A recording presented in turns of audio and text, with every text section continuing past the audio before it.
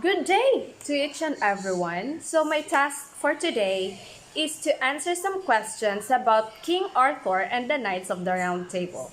And I am your presenter for today, and my name is Ana Marcela Adria. So, let's proceed to question number one. So, question number one. What makes the literary piece a significant contribution to the world? And my answer for this question is King Arthur and the Knights of the Round Table is an incredible story of bravery and knights who fight for those that cannot and for the greater good's future. The Round Table is the famous table around which he and his knights congregated. Its shapes implies that everyone who sits there has equal status. Whenever they sit on the round table, every one of them has the right to say and suggest something. This situation tells us that in life we are all equal and it must be spread through the world. That no matter what's your situation, position, or status, we must be considerate and learn to see people that we're the same. And I believe that every one of us has rights, opinions, suggestions that we must learn to listen. And let's proceed to question number two. Give your 10-sentence summary of your understanding of the literary piece. And my answer would be this. This literary work taught me a lot of new things.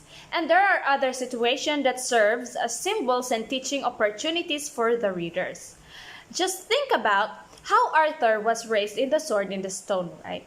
Nobody would have predicted that a shy boy named Dwart, who was obligated to serve his foster brother Kay, would be the one to retrieve the legendary Excalibur and become the King of Britain. It is one of my favorite storylines since the concept tells us that even the smallest individual may change the course of history. And it is encouraging that this story has been included into so many modern Arthurian stories. Another one is that Camelot is not a permanent state, and a central theme of the story is King Arthur's death, who was mortally wounded on a fight with Mordred, is taken to the shores of the legendary island of Avalon to be treated. The legendary king departs from our world, but he is not necessarily killed. The myths conclude on a hopeful note, predicting King Arthur's inevitable return, usually in Britain's time of greatest need. Even though he failed to live in his world, there's still a light of hope because heroes are born to save and willing to sacrifice. We just need a time to let them heal themselves, and one day they will come back to save us. Let's go to number 3. If it is a story, then give at least 3 important characters with descriptions, setting with description, theme with description, and plot. If it is a poem, then give the theme and description, the literary devices present in the poem. Since mine is a story, then I will give you at least 3 important characters, setting, theme, and its plot. So for me, there are the 3 important characters in the story are Arthur, Merlin, and Mordred. Arthur is the son of Uther Pendragon and Igraine. Arthur is given to Merlin the magician or the wizard, who later counsels him in all matters. Sir Ector raises the boy until he pulls the sword Excalibur from the stone. He then becomes the mightiest king of his time. Merlin is the great wizard, prophet, and advisor to King Arthur. And last is Mordred, Arthur's son by his sister, Lot's wife. Merlin prophesies that Mordred will destroy Arthur. They kill each other in a battle for the throne of England. Mordred is half-brother to Gawain, Gareth, Gases, and Agravain. And the setting of the story is Camelot. Camelot was a mythical castled city said to be located in Great Britain, where King Arthur held court. It was in the center of the kingdom of Logres, and in the Arthurian legend would become the location of the Round Table that held 150 knights. The theme is this. The main theme is courage and sacrifice, since King Arthur and his knights displays the elements of courage, who dares to take up the challenge to fight against Mordred's army without fear until many die in the battle. All the knights are always ready to defend the country to bring peace and harmony to the kingdom. And let's go on to the plot.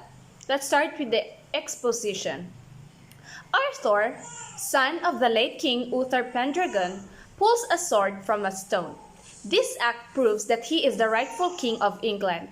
At 16, Arthur is crowned king and Merlin becomes one of his most valuable advisors. Conflict. Arthur's half-sister Morgana Le Fay threatens Camelot and Arthur with sorcery. After facing many battles to protect his throne, Arthur must defend his throne and prove that he is worthy of leading Camelot and England. He battles all of the would-be kings and nearly falls, but for the aid of Merlin's magic, Morgana's evil works against Arthur in the battles, but Merlin is more powerful. And let's go to the rising action. King Arthur institutes the Knights of the Round Table after marrying Guinevere. Only the most worthy of knights may sit at the enormous table created by Merlin. Sir Lancelot became one of the mightiest champions for Queen Guinevere. Also, Arthur and Guinevere fostered Mordred, the son of Arthur and his half-sister Morgana Le Fay. Climax. Morgana tells Mordred that Arthur is his father and that Mordred is heir to the Camelot throne. Morgana poisons his mind against his father. Mordred begins to conjure up ways to destroy Arthur and claim the throne for himself. Mordred and Morgana plan to strike while many of the knights are on a quest for the Holy Grail. Let's proceed to the following action. Mordred is able to prove that Lancelot and Guinevere are having an affair. Arthur is heartbroken. Guinevere is sentenced to burn at the stake, but is saved by Lancelot. And the resolution is Mordred and Arthur wind up in a vicious battle. Though Arthur succeeds at killing Mordred and foiling Morgana's plan, Arthur too is mortally wounded, and so ends the fairy tale existence of Camelot. Arthur and his Knights of the Round Table. And now, let's proceed to the last question, the number 4 question. What are your comments to the assigned literary piece? Well, for me, it's possible that King Arthur and the Knights of the Round Table are only legends. However, while not quite living up to the legend's description, there are certain facts that might prove that some of these men did in fact exist. Without a doubt, the Arthurian legend continues to exist in numerous children's books as well as in English and British literature, poetry, and storytelling.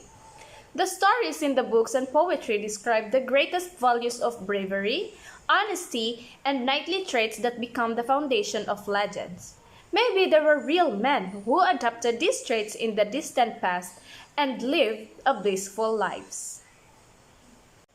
And that would be all. I hope you learned something from my presentation, and this is your reporter for today, Ana Marcela Agria. Good day.